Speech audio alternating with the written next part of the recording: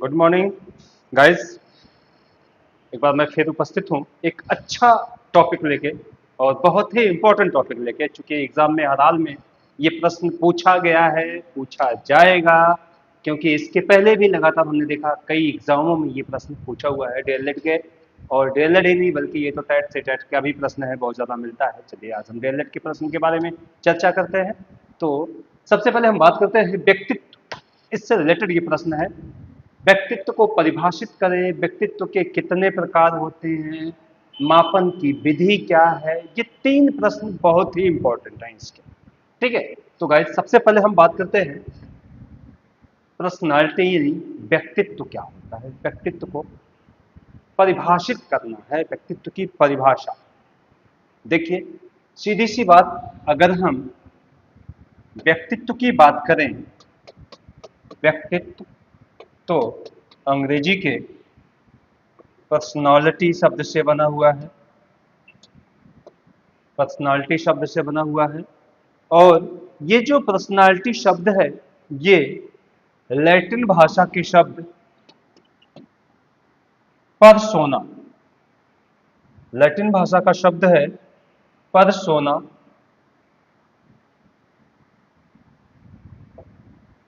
ठीक है, परसोना यानी परसोना शब्द से बना है। यानी जब हम व्यक्तित्व की बात करें तो अंग्रेजी के पर्सनालिटी शब्द लैटिन भाषा के परसोना शब्द से बना। आप इस तरह से लिख सकते हैं, परिभाषित करने की बात की जा रही है, या पूछ ले कि व्यक्तित्व के संप्रत्यय को स्पष्ट कीजिए, तो आप लिखिए व्यक्तित्व अंग्रेजी के पर्सनालिटी शब्द लैटिन भाषा के परसोना शब्द से बना है। और ये परसोना शब्द का अर्थ क्या होता है? टू मास्क, यानी मुखौटा। स्पष्ट है? टू मास्क यानी मुखौटा। ठीक है, ये तो पर्सोना शब्द का अर्थ है। एक जगह और मिलता है कि पर्सनालिटी शब्द पर्सनेयर शब्द से बना है, पर्सनेयर शब्द। ठीक है, ये पर्सनेयर शब्द जिसका अर्थ क्या होता है? टू साउंड, यानी ध्वनि के सादृश्य। ठीक है, दो शब्द।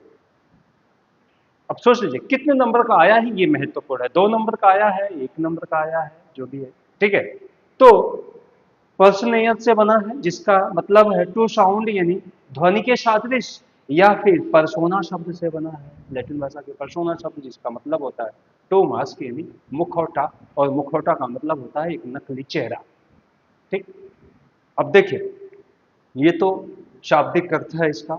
यदि हम परिभाषित करने की बात करें, परिभाषा की बात करें, तो परिभाषा में भी हम कह सकते हैं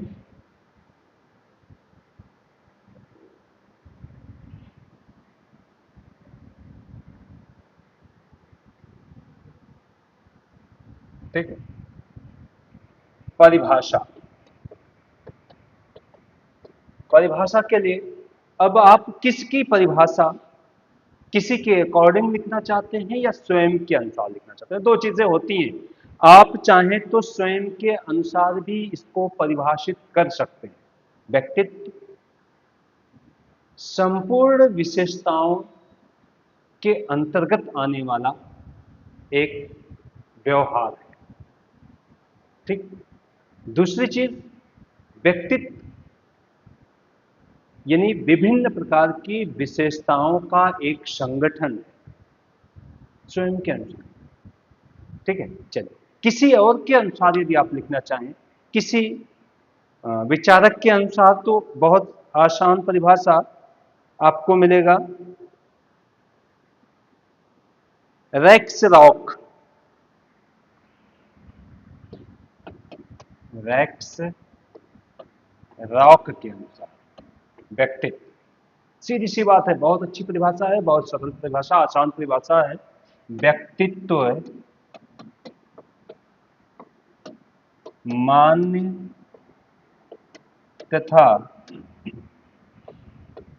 अमान्य गुणों का संगठन है, राइट। व्यक्तित्व मान्य तथा अमान्य गुणों का संगठन है, ये रेक्स रॉक महोदय कहते हैं। आसान परिभाषा है, मान्य और अमान्य गुणों का संगठन है, ठीक है।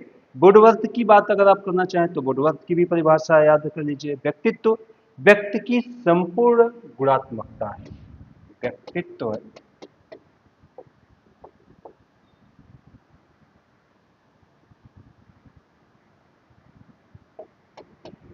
व्यक्तित्व व्यक्ति की संपूर्ण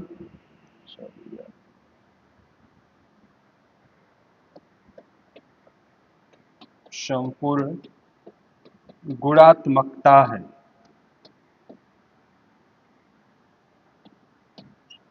यानी वही चीजें हैं, व्यक्ति के जो गुण संपूर्ण गुण होते हैं वही व्यक्तित्व होते हैं। तो ये दो परिभाषाएं हैं, ये तो आपको रेक्स रॉक का होगा और दूसरी जो परिभाषा है वो किसका है, वुडवर्थ का, ठीक है। ये दो परिभाषाएं इंपॉर्टेंट हैं आपके लिए, रेक्स रॉक, ठीक। ये दो परिभाषाएं आपके लिए इंपॉर्टेंट। रेक्स रॉक्स व्यक्तित्व मान्य तथा अमान्य गुणों का संगठन है। वुडवर्थ कहते हैं व्यक्तित्व व्यक्ति की संपूर्ण गुणात्मकता है। ये आपका 2 नंबर राइट, ठीक है। छोटा सा परिभाषा, 2 नंबर तैयार आपका, ठीक। अगली बात हम करते हैं व्यक्तित्व के प्रकार की, ठीक है। व्यक्तित्व के प्रकार की अगर हम बात कर लें तो देखें व्यक्तित्व का प्रकार, कितने प्रकार का व्यक्तित्व होता है, ठीक है। देखिए व्यक्तित्व वैसे देखा जाए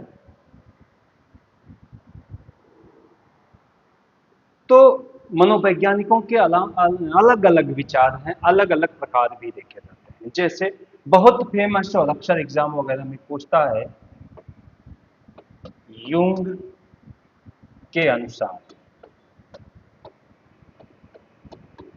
ठीक है। यूंग के अनुसार अक्सर पूछ देता है कि यूंग के अनुसार व्यक्तित्व कितने प्रकार का होता है। तो यूंग ने व्यक्तित्व को 3 प्रकार से बांटा। वैसे पहले 2 प्रकार से था लेकिन बाद में उन्होंने 3 प्रकार कह दिया था। क्या क्या है इनका, पहला है अंतर्मुखी व्यक्तित्व, दूसरा है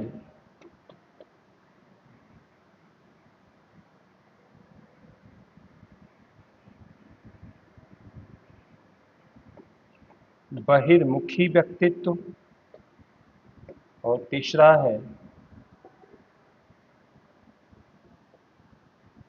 उभयोन्मुखी व्यक्तित्व, ठीक है।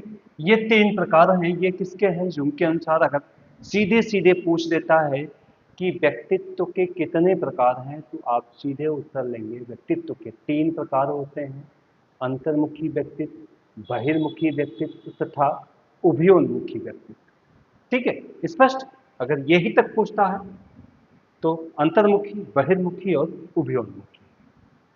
एक चीज और जानिए, कभी कभी पूछ देता है अंतर्मुखी व्यक्तित्व के लक्षण क्या हैं, बहिर्मुखी व्यक्तित्व के लक्षण क्या हैं, उभयोन्मुखी व्यक्तित्व के लक्षण क्या हैं, ठीक है।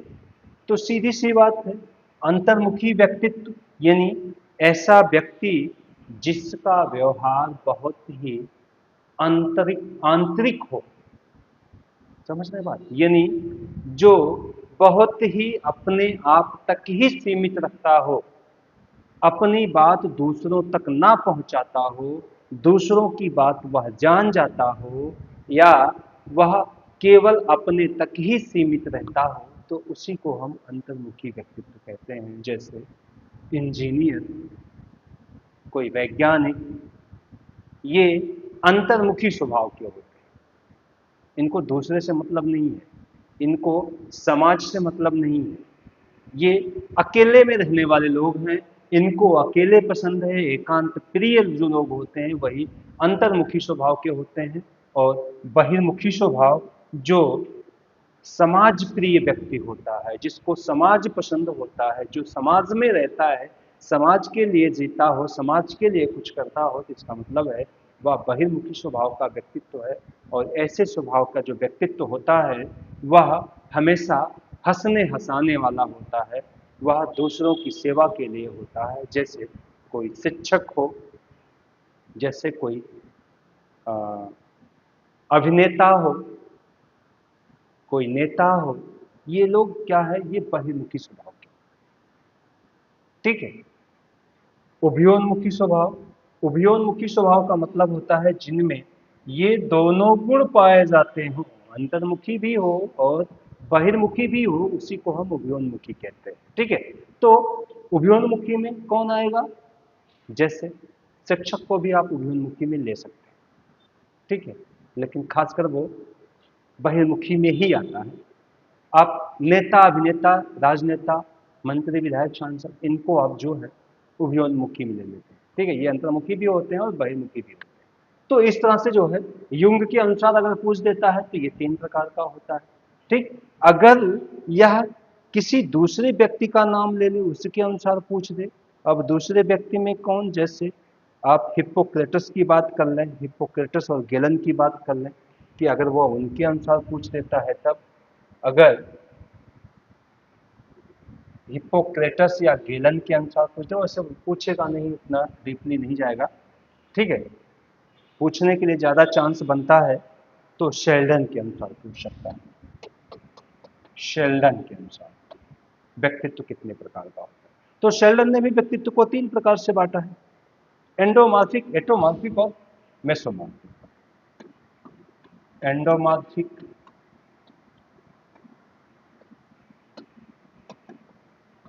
एक्टोमार्फिक और तीसरा है मेसोमार्फिक,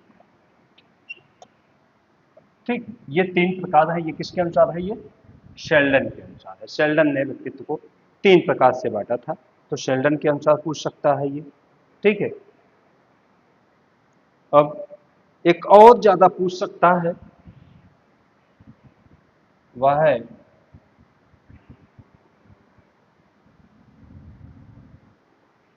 क्रेशमर के अनुसार। क्रेशमर के अनुसार व्यक्तित्व कितने प्रकार से होता है, तो क्रेशमर ने भी व्यक्तित्व को 3 प्रकार से बांटा है भैया। क्रेशमर ने भी व्यक्तित्व को 3 प्रकार से बांटा है, क्या क्या, एथनिक, एस्थेनिक, एथलेटिक और पिकनिक। एस्थेनिक, एस्थेनिक, दूसरा एथलेटिक और तीसरा है पिकनिक, ठीक है। ये 3 प्रकार हैं। तो उम्मीद करते हैं कि आप जो है समझ गए होंगे व्यक्तित्व के प्रकार, क्रेशमर के अनुसार, शेल्डन के अनुसार और जुंग के अनुसार। 100% है कि इन्हीं तीनों में से प्रश्न पूछेगा, ठीक है। चलिए आगे हम चलते हैं, और आ, जो और एक इम्पॉर्टेंट है आपका व्यक्तित्व मापन की विधि, ठीक है। चलिए इसको भी हम डिलीट कर देते हैं।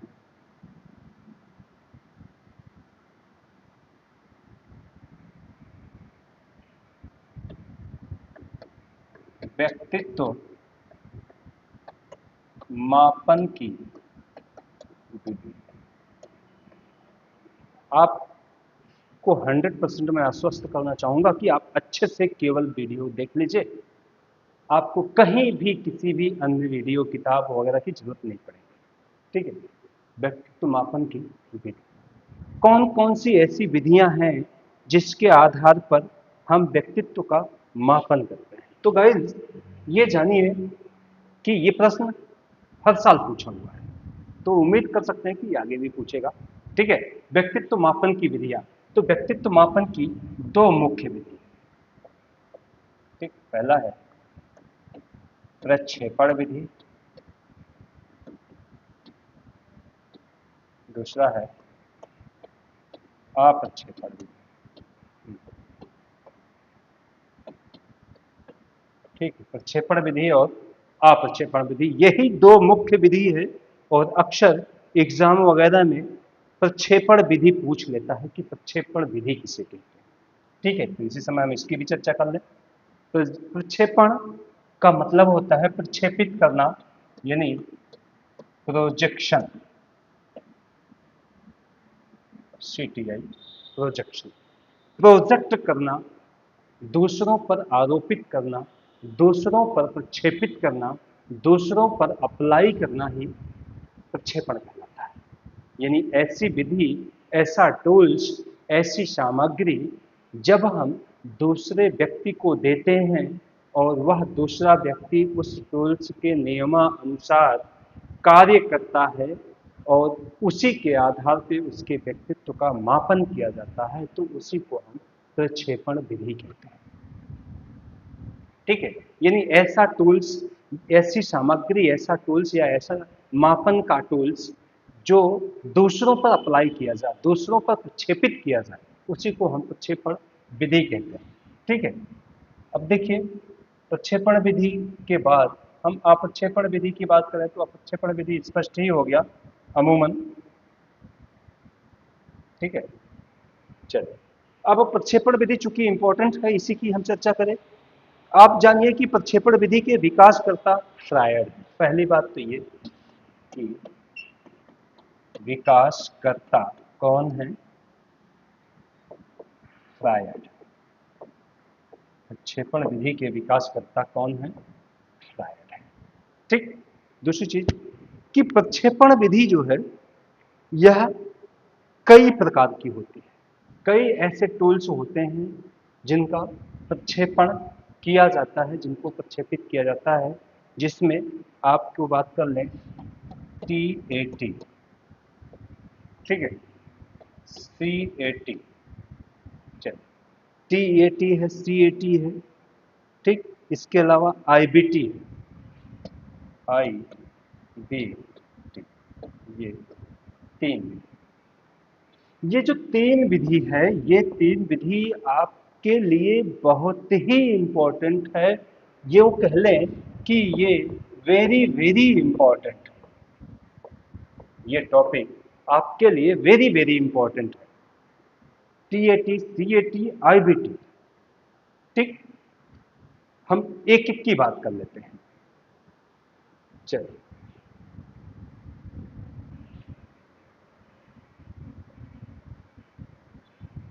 सबसे पहले आप TAT की बात कर लीजिए, या सुनिए रुकिए एक क्षण।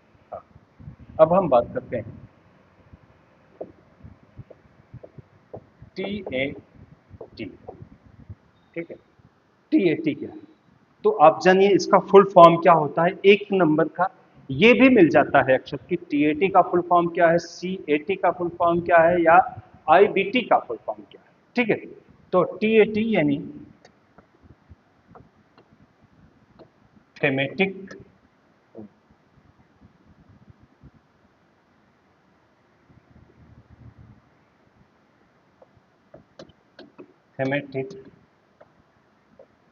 अपर सेप्शन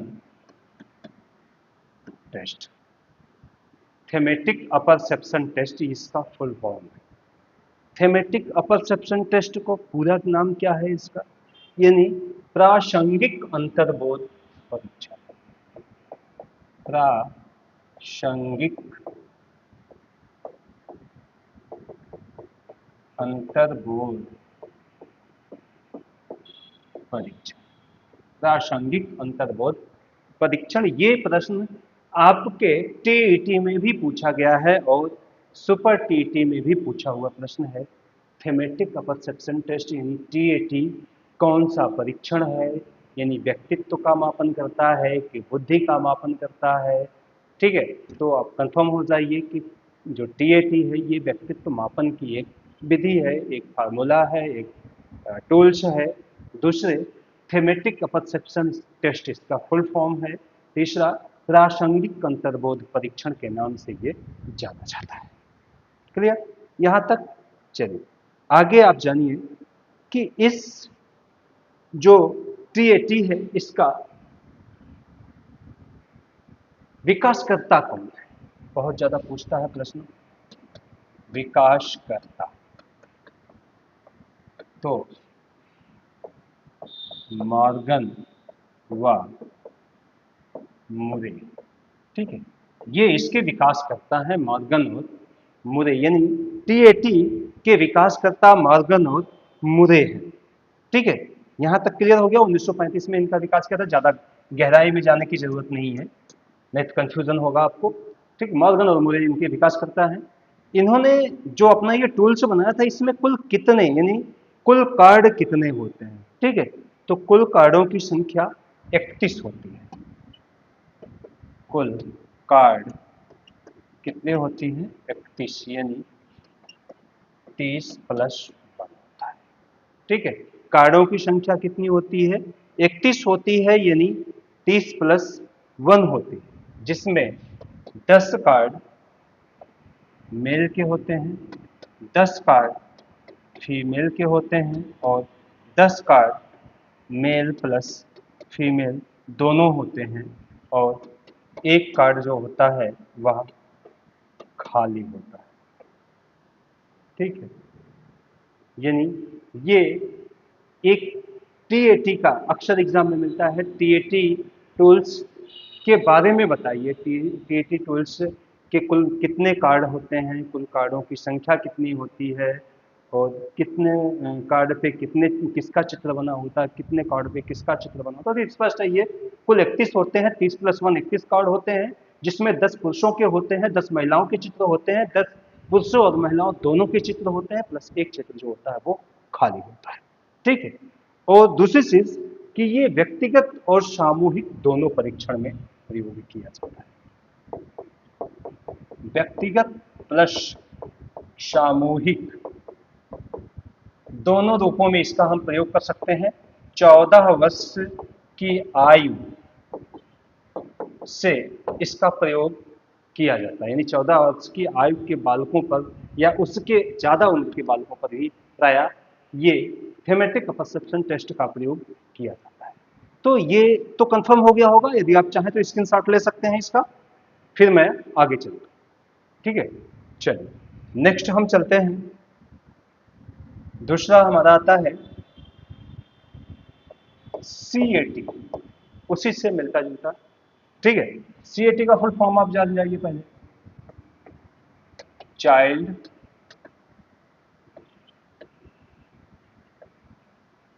perception test. Child perception test, यानी इसको हम क्या कहते हैं? बाल अंतर्बोध परीक्षण। बाल अंतर्बोध परीक्षण। ठीक है, ये क्लियर हो गया। विकासकर्ता कौन है इसके?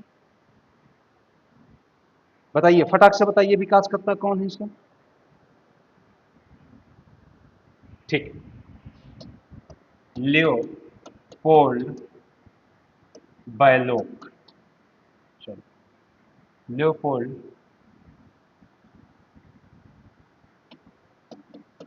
बायलोक, ये इसके विकास करता है, लियोपोल्ड बायलोक। ठीक है, अब देखिए, ये 1948 में किया था, छोड़िए उसको। ठीक है, अब ये इसमें क्या होता है?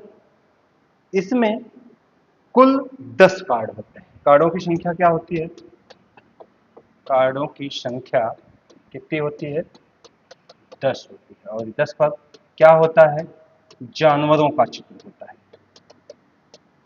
10 कार्ड पर क्या होता है? जानवरों का चित्र बना होता है। अब ये जो जानवरों का चित्र बना होता है, चित्र को देखकर ही बच्चे को कहानी कहना होता है, यानी चित्र के अनुसार कहानी का निर्माण किया जाता है। स्पष्ट है? चित्र को देखकर ही कहानी का निर्माण किया जाता है। और उम्र की बात कर लें, 3 से लेके 11 वर्ष तक के बालकों पर ये अप्लाई होता है। ठीक है, 3 से लेके 11 वर्ष तक के बालकों पर ये अप्लाई होता है। ये जो प्रक्रिया है, यानी सीएटी जो है, एक प्रकार से यह 3 से लेकर 11 वर्ष तक के बालकों पर इसका प्रयोग किया जाता है और उसके आधार पर उनके व्यक्तित्व को हम जानते हैं। ठीक है, कंफर्म है यहां तक? व्यक्तिगत और सामूहिक इसको भी लिख लीजिए भैया, व्यक्तिगत प्लस सामूहिक परीक्षण। आप चाहे तो व्यक्तिगत भी इस परीक्षण का प्रयोग कर सकते हैं, आप चाहे तो सामूहिक झुंड में बच्चे हैं उन पर भी हम इसका प्रयोग कर सकते हैं। ठीक है, तो चलिए ये कंफर्म हो गया। सीएटी ये भी बड़ा इंपॉर्टेंट है, अक्सर कंफ्यूज करता है टीएटी और सीएटी। ठीक है, तो ये कंफर्म हो गया, स्क्रीनशॉट चाहे तो आप ले सकते हैं। फिर हम नेक्स्ट चलें। चलिए नेक्स्ट हम चलते हैं।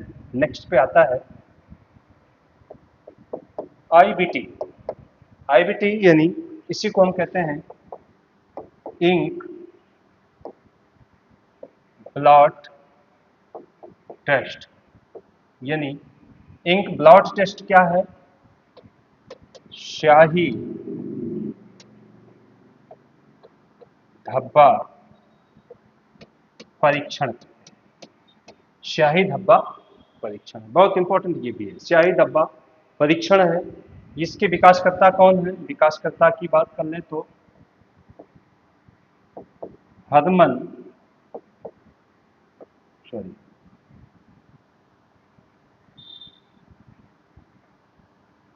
रोल्सा, ये इसके विकासकर्ता हैं हरमन रोल्सा। ठीक है, इसको रोर्शाक परीक्षण भी कहते हैं। ठीक, तो आईबीटी यानी हरमन रोल्सा है। अब देखिए 1921 में इन्होंने इसका परीक्षण किया था, फिलहाल उससे कोई मतलब नहीं है। ठीक है, इसमें कुल कार्डों की संख्या कितनी होती है? 10 होती है। कुल कार्ड 10। ठीक है, 5 कार्ड जो होते हैं वह काले कलर के काले व सफेद कार्ड होते हैं। 5 कार्ड काले प्लस सफेद। ठीक है, और 5 कार्ड विभिन्न रंगों के होते हैं। ठीक है, स्पष्ट? 10 कार्ड होते हैं, कार्डों की संख्या कुल 10 होती है। 5 कार्ड जो होते हैं वह ब्लैक और व्हाइट होता है, जबकि 5 कार्ड जो होते हैं वो विभिन्न रंगों के होते हैं। दूसरे कि यह जो परीक्षण है किसी भी आयु के बालकों पर है, किसी भी आयु पर ये अप्लाई किया जा सकता है। दूसरे यह परीक्षण व्यक्तिगत परीक्षण है। ठीक, तो ये आपका आईबीटी हो गया। यानी इस तरह से ये 3 परीक्षण हैं जो बहुत ही वेरी वेरी इंपॉर्टेंट क्वेश्चन हैं ये, और उम्मीद करते हैं कि ये भी आपको समझ में आया होगा। और इसका भी आप चाहें तो स्क्रीनशॉट ले सकते हैं, स्क्रीनशॉट रख सकते हैं। ठीक है, चलिए तो आज यहीं तक। अगर आप मेरे चैनल पे नए हैं तो प्लीज़ निवेदन है कि आप वीडियो को लाइक कीजिए, सब्सक्राइब कीजिए और ज़्यादा से ज़्यादा दोस्तों में शेयर कीजिए। धन्यवाद।